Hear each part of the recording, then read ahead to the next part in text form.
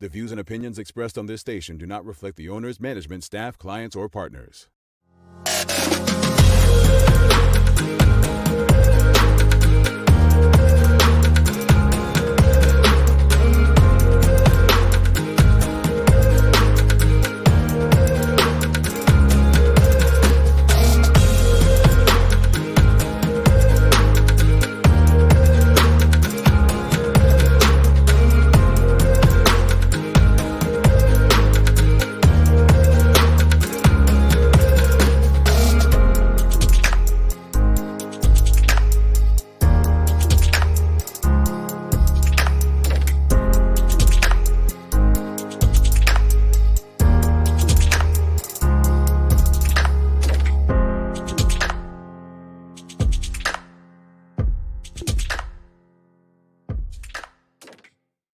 Tuesday, the 12th day of January 2021. Welcome to the Daily Hour, brought to you by Medical House, One Communications, and Lindo's.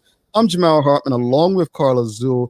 Thanks for making us part of your daily routine. If you're watching online, you know what to do. Share the link. If you're on Facebook, get that watch party started. If you're on Twitter, retweet it. Just get the conversation out there to your network. And don't forget to like and engage with us. Another good one as Elizabeth Kast from the Bermuda Health Council stops by to discuss regulation of health professionals. Well, what we're going to get into today is about all those health professionals online that just know way more than many of the qualified and certified ones. So she may want to look into them, social media health professionals. The Daily Play is a remember when, so it's a bit of a history. Combined with some other things that Carla will be more than happy to make look good. I'll leave it at that. Well, no, you're very good at this history thing, aren't you, Carla? Okay, Mel. No, see, I didn't take any shots. I was giving a prop. The shade of it all, but that's okay. Okay, all right. Well, look, it's a Tuesday, and we have a lot to get through. So there was a video circulating yesterday about the Premier David Burt getting the shot for the vaccination for the coronavirus, right? And apparently there are people that don't think that he really got it. Now, I was going to show it on here, and I said, no, most people have received it. If they haven't, I'm sure their cousin or somebody or a friend or colleague, someone can send it to them while we're on air, but I just didn't feel it appropriate or necessary to share the actual video. I saw just this morning, Carla, that you actually were on Twitter communicating with people about it. I saw a lot of people going back and forth. And to be honest, once I saw people were going back and forth about it on Twitter last night, I saw about two comments, and I just said, no, I'm not even going to do this. Let me leave it alone. But what are your thoughts? I mean, I guess that's the question to everyone. Like, I don't like using the term conspiracy theorist or conspiracy theory, right? I just don't like it. I just think that there is people. I'm a firm believer that we must question everything anyway. Question everything, fear nothing. That's my mantra, right? But what do you feel like we're just at a point where some people just want to question everything? It's really interesting because a few weeks when the vaccine first came out here, it was still though of someone getting the needle, and someone did the same thing, blew it up and said, oh, there's no point to the needle. So it didn't really surprise me. But when I saw the video last night, and I was like, wow, people are really convinced that they want to believe whatever they want to believe. Now, let me say, I'm not an anti-vaxxer, but I'm also not one ready to get the vaccine. But I also believe people should have a choice whichever way. But that person, I think, who did the video in Bermuda and zoomed in, I just thought they were being irresponsible. It's already all this anxiety and nerves about the whole vaccine, and that didn't help.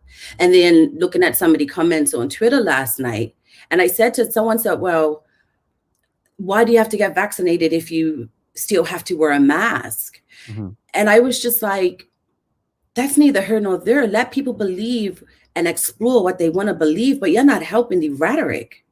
So I just think with this coronavirus, it's really showing, because I say it for the love of Santa Claus. Like, I think people really in Bermuda and all over just believe whatever they want to believe, regardless. But I think it's irresponsible. And for Dr. Bowden, especially, she is a doctor and she's not a just yesterday doctor. She's put in her time. And for people to question her credibility, to me, that's dangerous.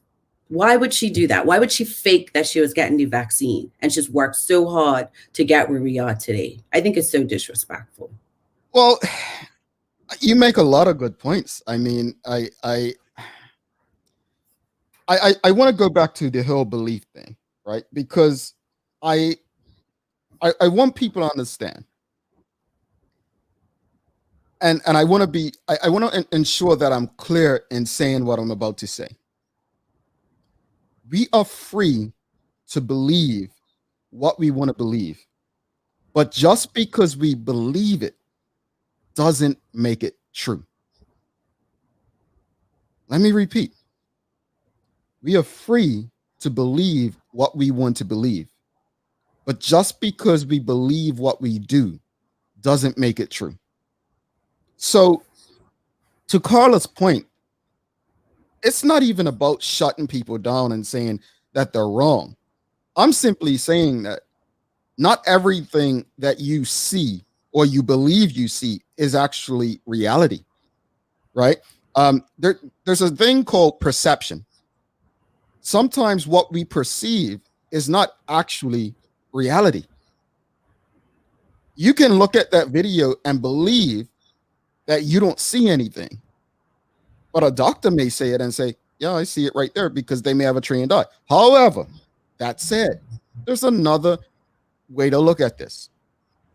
As Carla mentioned just now, we are living in a time where people do question things more.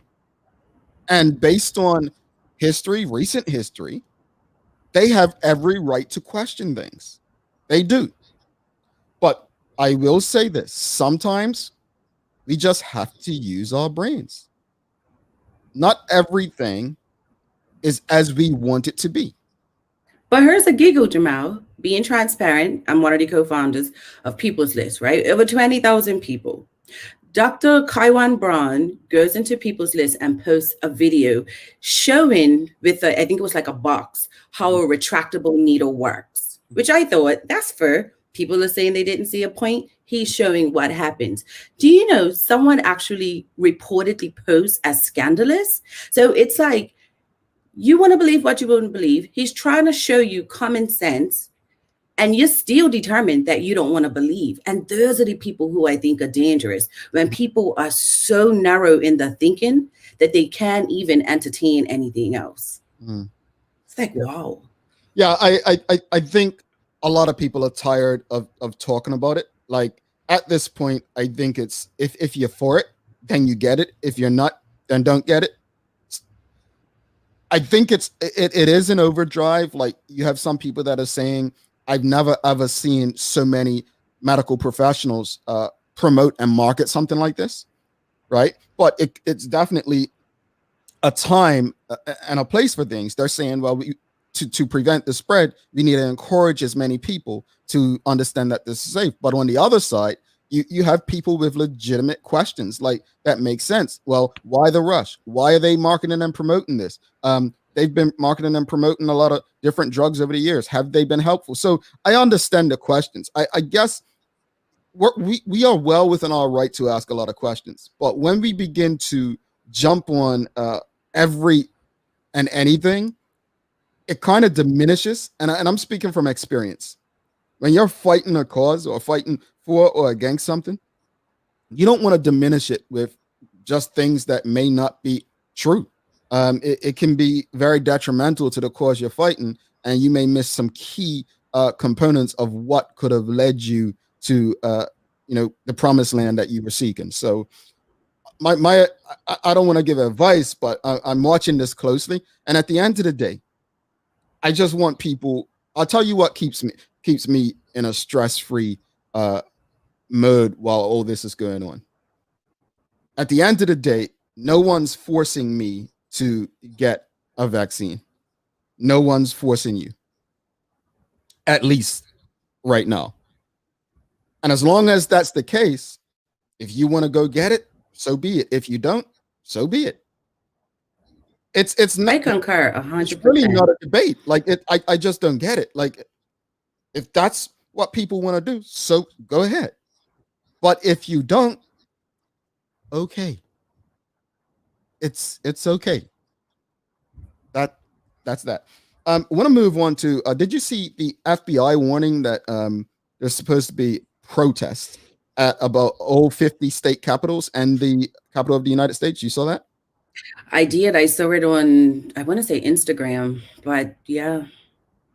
Well, what I find interesting about this also is that did you see you've seen the video of the guy that got kicked off the plane because apparently the terrorists that were at the Capitol are being labeled put on the no-fly list or something?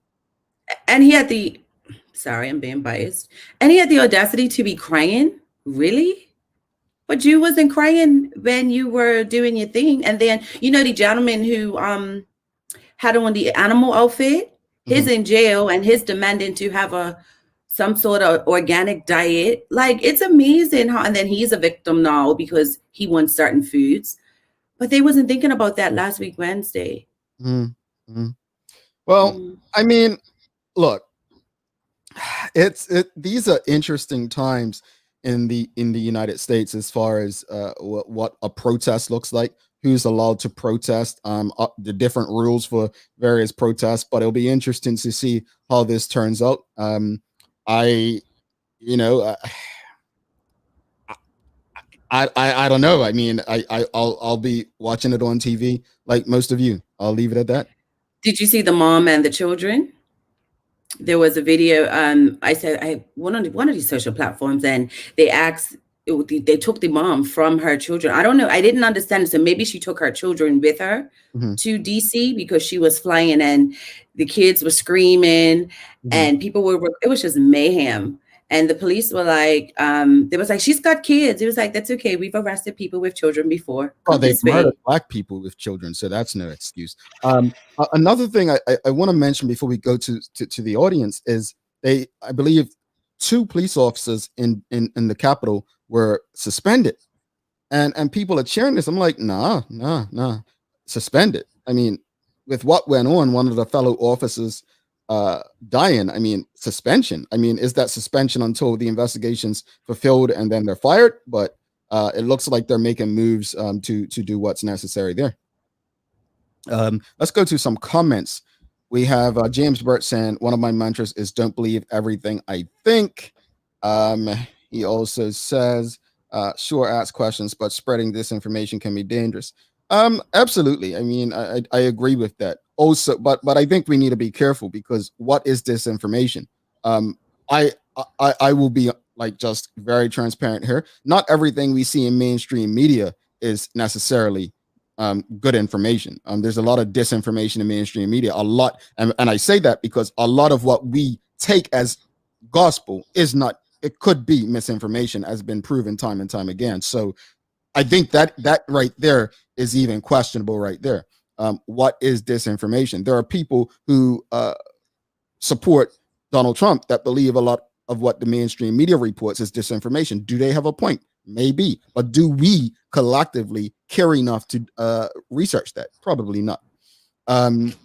David Michael Wilson, Carla. A vaccine doesn't suddenly give you immunity. Rather, it helps enable your immune system against the virus. I mean, some get the flu shot annually. They're still not immune to the flu. Yeah, good point. Dr. Seaman says, I'm for it, but not right away. Believe she's speaking about the vaccination. She also says, I've spoken to my doctor and a member of church who is a medical doctor. As a scientist, I will watch experiment for a bit. All right, stand by and watch. Talent, Carla. It's one thing to question something, but when Google, YouTube, and the internet, people start being smarter than doctors and imposing their beliefs, no matter how wrong they are. That's the issue for me. Well, no. I just posted on Twitter the other day. YouTube University has taught me a lot. Nobody, oh, man, honestly, I've learned so much on YouTube over the last 10 months, how to do a lot of different editing and so on. But he makes a great point. everything that we see on the internet is not necessarily true. And it goes for school as well.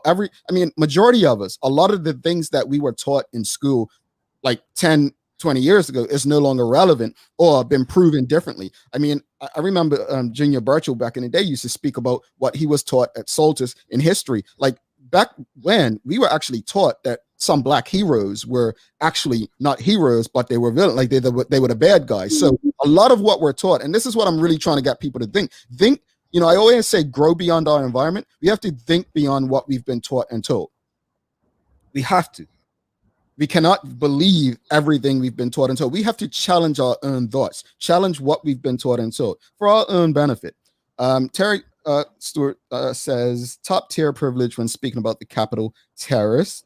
And Robert Durham says, this is what I don't like. Those who are not for taking the vaccine bombard us with these videos about vaccines being fake. Look, again, I don't agree with the marketing of it. I don't believe in the marketing against it. You either for it or against it. At the end of the day, people should do their own research, consult the medical professional that they trust, and then make their decision from there. I just don't see the point in stressing us. Look, we had bonus week last week. I would rather go for a jog than to argue with somebody about whether or not David Burt, the premier, actually took the vaccine or not. I would rather go for a walk in the rain than to argue with somebody or whether or not this vaccine is good for me or not. What's good for me may not be good for you. It's like alcohol and marijuana, right? It's going to affect us differently anyway. That's just the way our bodies work. So let's stop wasting our time on things that really, as individuals, probably aren't going to do us any good. But the other thing that's giving me giggles, someone sent me an article and was like, look at this. And it said about the doctor, I think in Florida, who passed away, the healthy doctor. And my response was, but that happens. Mm-hmm. And they were like, what? I'm like, yeah, like no one said that anything is 100%. And I used the analogy last night. It's like people being on birth control, but yet they still use condoms. Like, it's not 100%. And they were like, oh, I never looked at it that way. It's like the same analogy. So stop being so alarmist for every little thing. But I think I will say, Carla, you make a great point. But when you do read that fine print at the bottom, I'm like, am I going to be in that little? You know what I'm saying? You think about it now. You're like, I don't know about this. So am I that 1%? Right. I mean, we need to understand when you see that writing, such and such is not responsible for what happens if you take this. That's powerful, of course. But again, if that's what prevents you from taking it, so be it. So be it. We got to get to the news. Carla's got to update us on some stuff in the news break, and then we'll be back with our guest for the day, Elizabeth Kast from the Bermuda Health Council, joining us.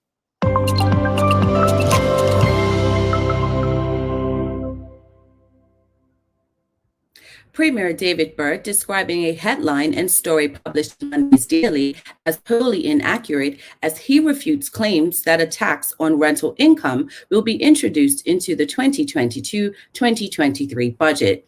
Via a statement, Premier Burt saying, for the avoidance of doubt, there has been no discussions regarding the imposition of a tax related to rental income, let alone any decisions made in that effect. It is important that the public know that the headline and introduction to the story are not accurate. The news organization responsible for the story has already edited the incorrect storyline, says Mr. Burt, and they have indicated that they will issue a correction in today's printed edition. He continues, discussions regarding taxation are always difficult ones. The view of the government is that we need to ensure that our tax system is more fair, guided by the values that those who can afford to pay more, should pay more, and those at lower economic levels should pay less. We believe in building a fairer and more equitable Bermuda. It makes no sense that a working Bermudian pays taxes on all their earnings from working, and a wealthy property owner who owns dozens of properties pays nothing on income earned by these properties. He concludes by saying Bermuda cannot continue to hide its head in the sand regarding the gross unfairness in our existing tax system. We are committed to the values of ensuring that our system of taxation is fairer and works better for our workers and provides even more relief to those persons who need it most by reducing payroll taxes. In international news, several gorillas have coronavirus in what is thought to be the first known cases among primates in the world. The San Diego Zoo Safari Park has seen 8 gorillas that live together test positive for COVID-19, with several of them coughing. They believe the infection came from a member of the park's wildlife care team who also tested positive for the virus, but has been asymptomatic and wore a mask at all times around the gorillas. Aside from congestion and coughing, the gorillas are doing well, said the park's executive director, Lisa Peterson. The troop remains quarantined together and are eating and drinking. We are hopeful for a full recovery. Did you know that January 12th is Pharmacist Day? Pharmacist Day implores us to take a moment to think of all the people who work as pharmacists. They only see us when we're sick, when we have a cough or a cold, or have a hangover, or even when we run out of cough drops. These poor folks help us feel better, only ever to see us at our worst. Take a moment to visit a pharmacy with a smile on your face and a healthy bounce to your step. You'll be sure to surprise them. Turning to weather, the high temperature in Bermuda today is expected to reach 68, 46 in Washington, D.C., and 46 in London, UK. Don't forget to tune in to the Full 100 to the full100radio.com tonight for nighttime jams featuring some of your favorite romantic classics. That's your Daily Hour news break. I also want to give a shout out. Thank you for that, Carla. A shout out. Ken Critchlow was on the bench for Watford against Manchester United this past weekend. I meant to mention that yesterday, and that's huge because there are so many Bermudians who are making their way onto mainly English football clubs and their roster. So props to Ken and his family, and hopefully next time that Watford face Manchester United, he can walk the pitch at Old Trafford. So congratulations to him. We'll be taking a quick break, and then we will be back with Elizabeth Kast from the Bermuda Health Council. Stick with us. Good day, Medical House Doris speaking. Can I help you? Medical House is Bermuda's leading one-stop shop for healthcare. I found myself being a caregiver. Even though I was a nurse, I still needed help on what was available in hospital beds and all that kind of equipment, and I knew where to go. I went to Medical House. Bermuda's top doctors, dentists, care homes, and the hospital choose Medical House for a wide range of products. These same professional quality products are available to you for home health care.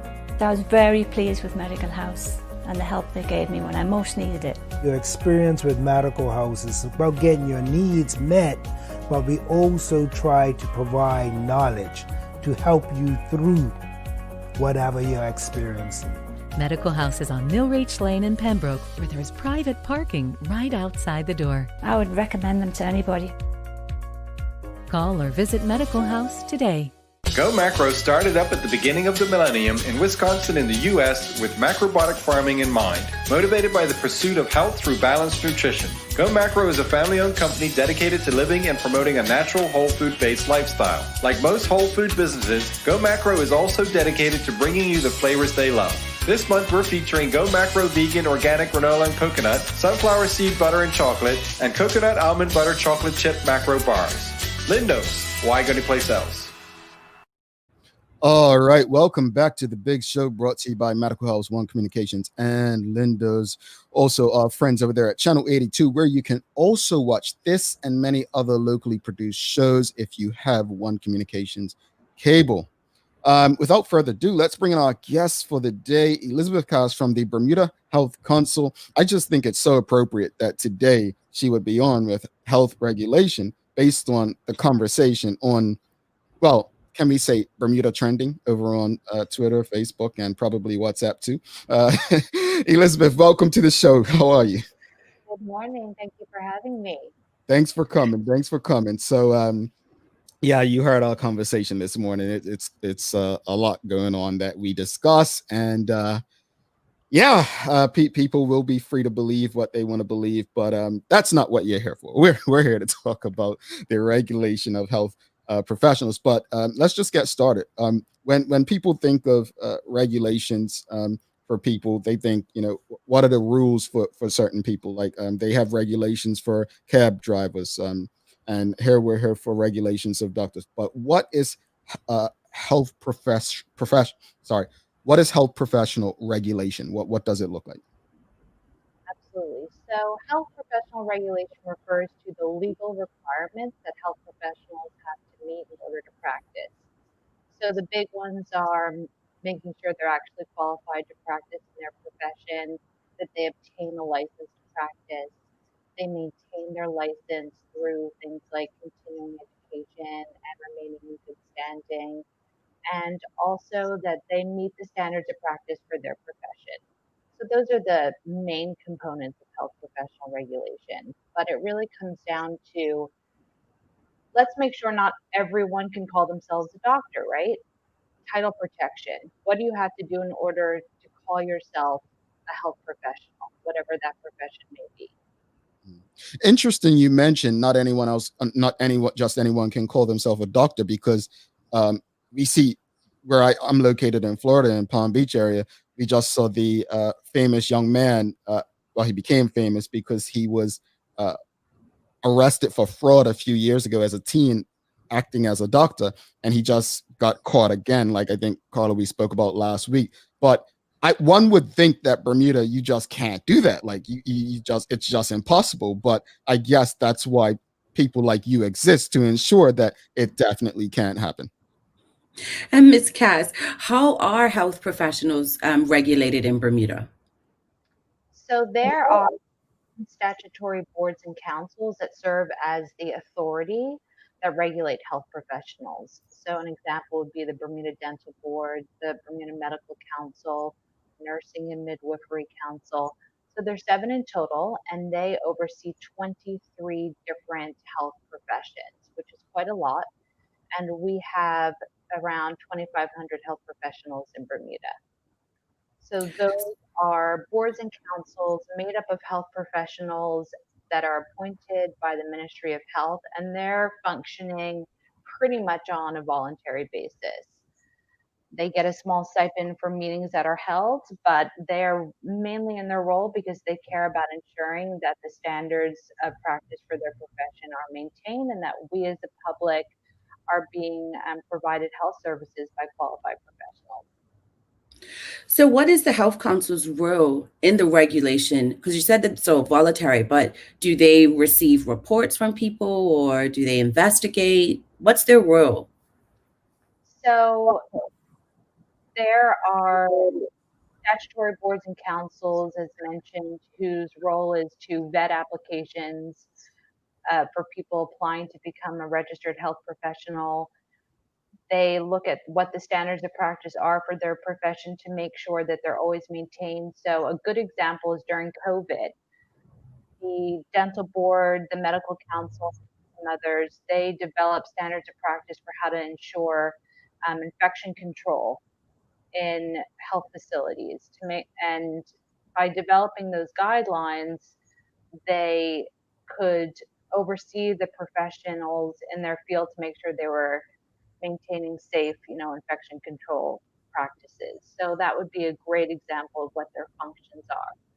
Like, let's look at the current need and make sure that there are standards of practice guiding the profession.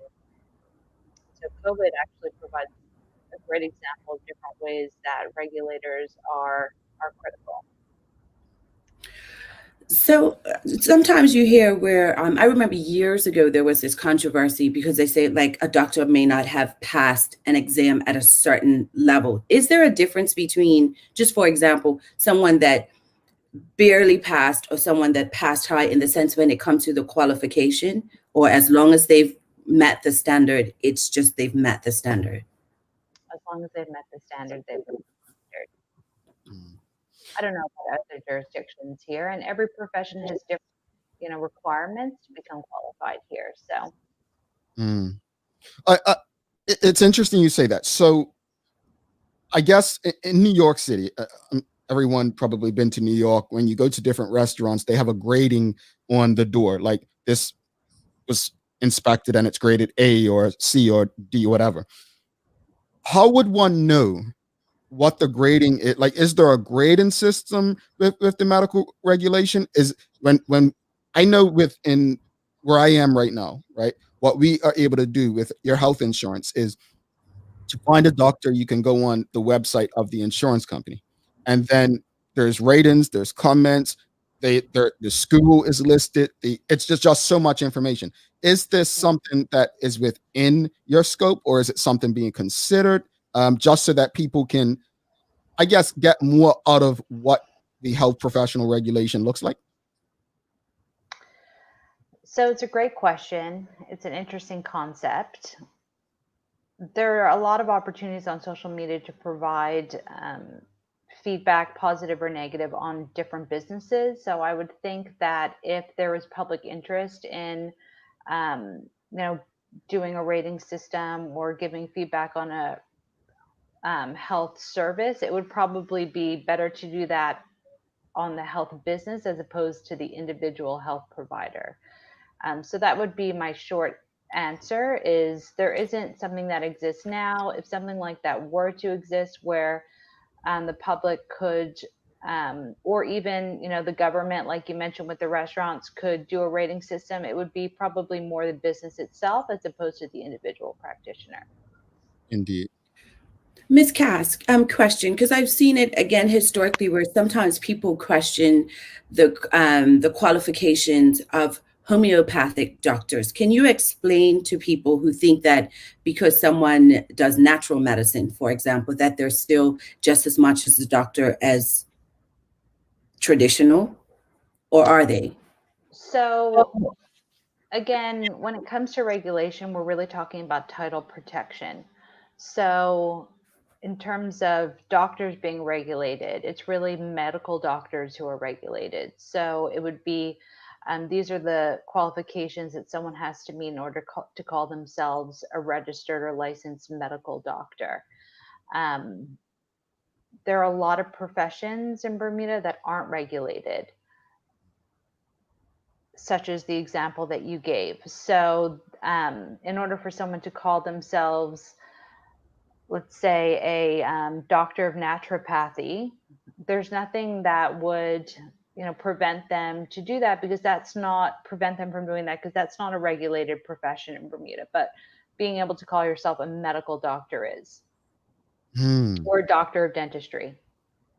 Interesting. Mhm. We have a few questions from the audience, and folks, if you have any questions, please feel free to just bring them on through. Sean Smith, I think you may have answered this with my question. Are health professionals required by law to display their credential certifications in their place of operation? Generally speaking, yes. I think there might be some pieces of legislation that don't include this, but for the most part, yes. Health professionals should have their certificate of registration displayed in their office, so that you know that they're registered, and that their registration is current as well, right? They've maintained the requirements for licensure, their continuing education, etc., and that they've remained in good standing. So Alrighty. we certainly encourage that, yes. And All for some professions, it is a legal requirement. Okay. Charles H. Jeffers, too, says, are physician assistants a recognized health profession in Bermuda? If not, what will it take for that to change? No, they're not. And I think there are a lot of health professions that have assistants and that are highly qualified that should be regulated. And that's something that is certainly in consideration. It takes time to regulate a new profession. So developing regulations involves adjusting legislation, appointing boards and councils, developing standards of practice, etc. So it takes time. We have 5 professions that are currently pending regulation. And I think once those 5 professions have been formally regulated, then we can start looking at other professions such as physician assistants. I know that that's a large one out there. All righty. We have Kathy Brumby asking a question. She says, how are doctors controlled by Big Pharma? I ask as there are so many ads of drugs on MSM. I can't speak to that. It's just not my background. Sorry. All right, she can't speak to that, Kathy. We have another one from it looks like Esther Earl Trott. Are there any regulations for medical professional fees?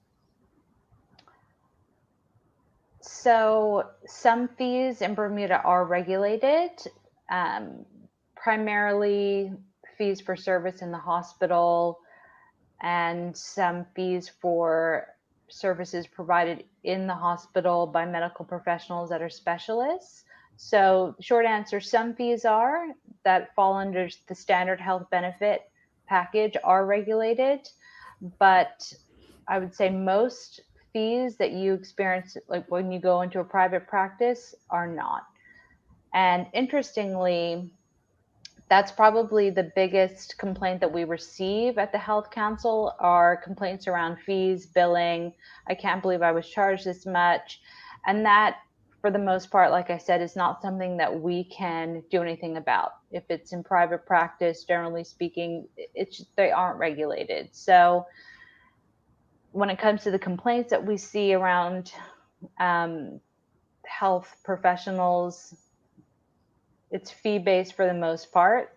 And on a positive note, at least we're not getting a lot of complaints around quality of service, because that is what we can regulate, is are they meeting the standards? So we don't have a lot of complaints around health professionals not meeting standards. It doesn't mean that they're not, but it's a good sign that perhaps the public is generally feeling quite positive about the quality of services they're receiving. So talking about numbers of reports, can you offer any statistics on how many reports you receive a year in this area? Reports meaning I'm sorry, complaints. Yes. So it varies year to year, but I would say on average, maybe 15 complaints a year. And those complaints have to be around whether or not the person's met the standards of practice, malpractice type complaints, right? Not billing, for example. So if you're looking at those complaints that qualify for, an investigation, then I'd say about 15 roughly a year. And those complaints are investigated by professional conduct committees. So they are received by the administrator for the relevant statutory board or council or conduct committee. It's sent to the conduct committee where they look at the complaint and they determine whether or not there's grounds for a formal investigation. And if so, they will investigate it.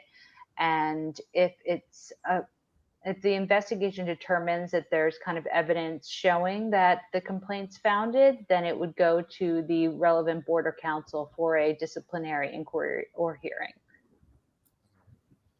Got another question. Shirley says, please explain why some are regulated and not others. What is the criteria? So health professional regulation began decades ago. And it's just been a process over the years, just trying to add new professions over time. So some aren't currently regulated because we just haven't gotten there yet. And it depends also on need, right? Because there's a lot of resources involved and required to regulate a profession. So if there's a profession out there where there's only a couple of people practicing in that profession, it may not warrant immediate regulation. So we want to look at public safety. We want to look at how many people are practicing in that profession that aren't being regulated, because if there's a lot, then it would definitely warrant the need for more oversight. So numbers is another example, right? Or public safety for who's regulated and who's not. Indeed. Speak to us about How can health professional regulation improve? So we are taking over a new role at the Health Council in terms of health professional regulation. We've become the registrar for 5 staff boards and councils. We have taken on the role of making policy recommendations around health professional regulation. And so in terms of administration, when we're looking at what can improve, what can we make more efficient, right? So are the administrative processes functioning as efficiently as possible? Can we make them paperless? What can we automate? How can we save money and time and operate efficiently and effectively as registrars? And then in terms of policy improvements, are we practicing right touch regulation? Are we over-regulating? Are we under-regulating? What are the procedures that exist in terms of regulation? Are they the most up-to-date? Are they too heavy-handed? Are we not regulating enough? So one example is there are some professions that I said that are pending regulation.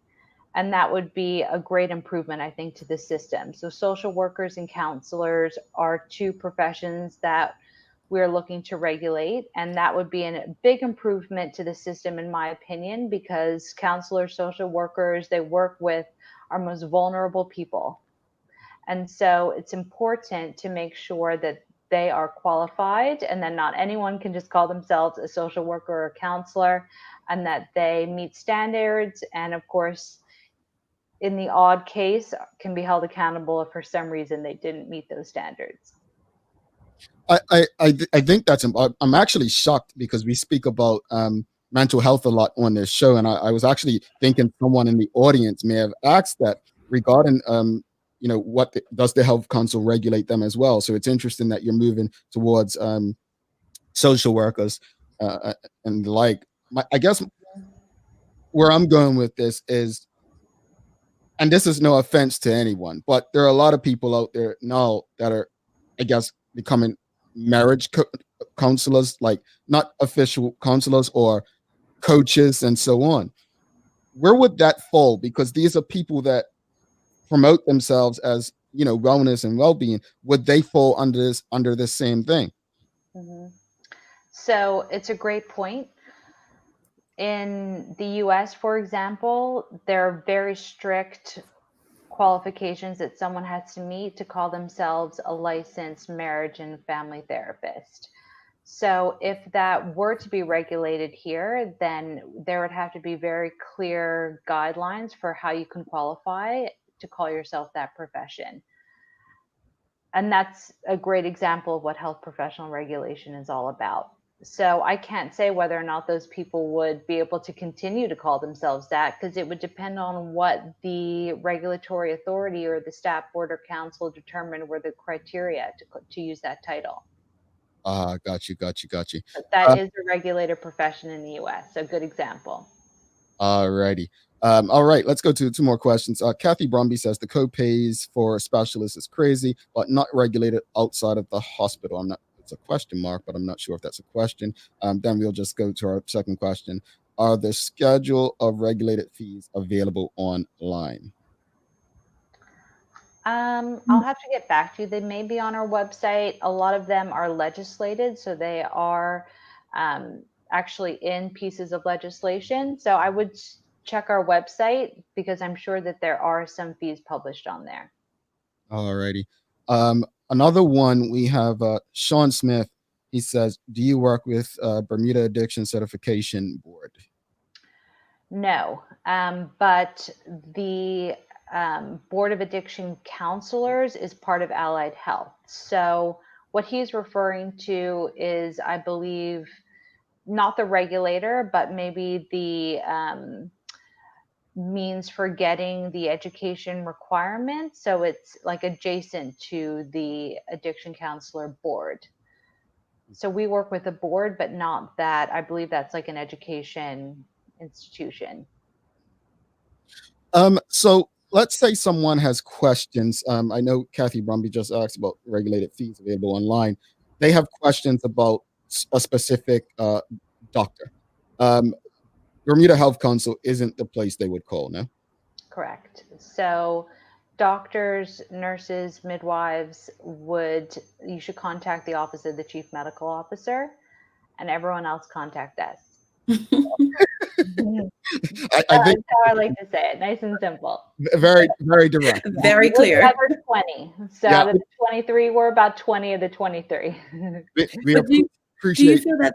I'm sorry, Jamal. Do you feel like the public understands your role? I mean, you guys do a lot. You have your lives, but do you feel that the public fully grasp the function, like in this context? Of the Health Council? Mm-hmm. No, and I think part of that is because our functions do change often. So this role of being the registrar for 5 staff boards, we just took on that function. So I think our longer standing functions the public is probably aware of, like the regulation of employer compliance with the Health Insurance Act. We've been doing that for so long. I think enough people know to come to us if they've got an issue with employer compliance. But it's going to take time as we take on new functions for the public to understand what our role is. And it does change. You know, we take on more as time goes on. So it's tough to keep up with. But that's why I'm here. Yeah. Just quick, as far as the regulations go, let's use the social workers, for instance. You said you'll be looking at that soon. Is this, are regulations going to include taking a test? Is it just going to be checking their qualifications as far as academic? It's going to be checking their record. What does it look like when you go in to regulate these folks? Another really good question. So there are a couple professions that have an examination process. So I know it's Pharmacist Day. That is one of the professions that has an examination process. Most of them do not, but they're looking at obviously what education you received, where you received it. If you're licensed in another jurisdiction, are you in good standing? Do you have references? Things like that. Interesting that I just wonder, and I thank you for mentioning other jurisdictions, because I know Carla and I sometimes during our research we'll come across something and be like, uh-oh, this person worked there, and this may be what they're saying. Not the same person, but it helps. References, it helps make sure that Bermuda is getting the best of the best, because Bermudians deserve the best of the best. So definitely appreciate having regulation across the board. Just don't do it in this industry. I don't think I'll make it. Carla cusses sometimes. That's why. But under her breath. Elizabeth, any final word for the audience? Anything you want to leave them with before you go on what you would like them to remember most of all about healthcare regulation and what can be most helpful to them? So I would say contact us. We're here if you have any questions or concerns around health professional regulation. We want to start establishing ourselves in that role, and we're always happy to answer any questions. If you do have a complaint against a health professional, you can submit it through our website. And if you want to, check to see if someone's registered, again, if it's one of those 20 or so professions, we can confirm whether or not they're registered. So we're here with that information if you need us. And I think a big takeaway is just acknowledging all of the health professionals out there, especially during COVID. I don't think we've ever relied on them more. So just appreciating all the health professionals out there that are qualified, meeting those standards of practice and providing us with a great quality of care. Alrighty. Before I let you go, because the audience, it is their show, so I'll just leave you with these two questions back to back. Charles H. Jeffers says, "Does BHC ensure that there is continuing education?" And Kathy Bromley says, "What regulations are there with the use of medical cannabis?" You can answer those, and I promise we'll let you go after this. No problem. Yes, continuing education is part of the requirements for maintaining your license as a health professional. So anyone that is registered and in good standing has met continuing education requirements, and that's what the statutory boards are looking at whenever someone renews their license.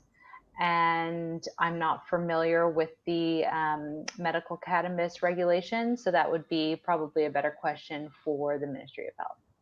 All righty. Elizabeth Kast from the Bermuda Health Council, thank you so much for taking the time to come on this early with us. And as always, we say, Bermuda Health Council, you all are welcome back anytime. Thank you so much. No problem. All right. Thanks again. We're going to take a quick break. We're going to come back and we will go to Daily Play Inspiration and we'll give a recap of today's conversation.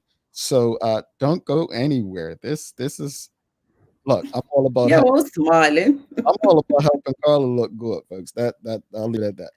Bermuda, do you know the difference between internet and Wi-Fi? Don't worry, neither did I. Let me break it down to you. Internet is delivered to your modem, which then has to push the Wi-Fi signal into the rest of your home.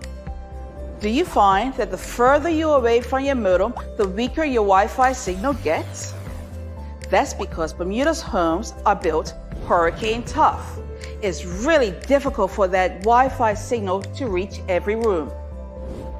But you're in luck. Our One Home Wi-Fi solution guarantees Wi-Fi coverage in and around your home with the help of our Eero devices. Plug in the Eero around your home and it will create a mesh Wi-Fi network in every room. Check us out at One Today to sign up and make sure you can stream, work, and play from every corner of your home.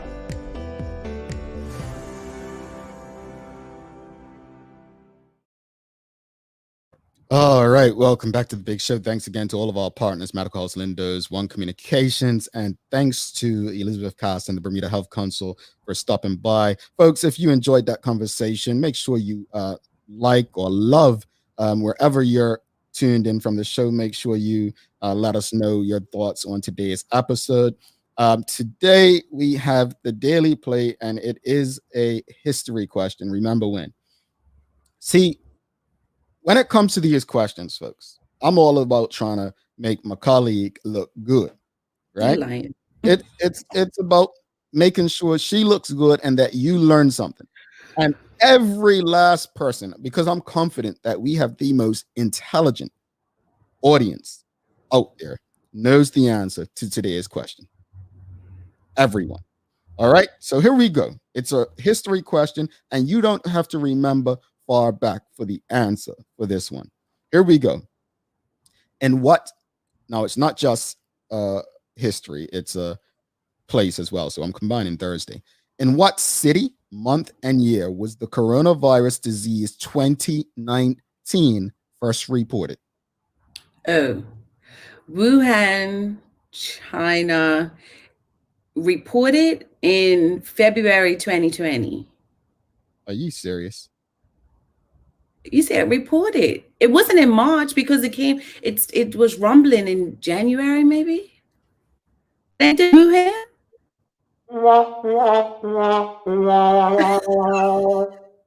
Carla, They started talking about it.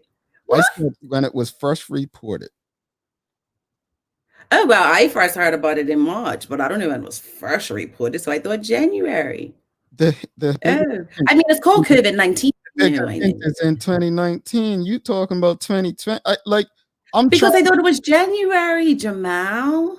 So it'd be COVID 2020 then. No, now I'm gonna argue with you. No, it could have existed, but I first started hearing about it in, put it in this context. This is the UK. They do things late. Remember, keep just washing your hands, although everyone's dying. So first time I heard about it was in February of 2020. But I didn't ask about when you first heard about it or when I first heard about it. I asked when was it first reported. When I asked, how would I know, dude? Oh my. Okay. Oh dear. Well, I did say we have the smartest audience out there. Carla is not actually a part of the audience.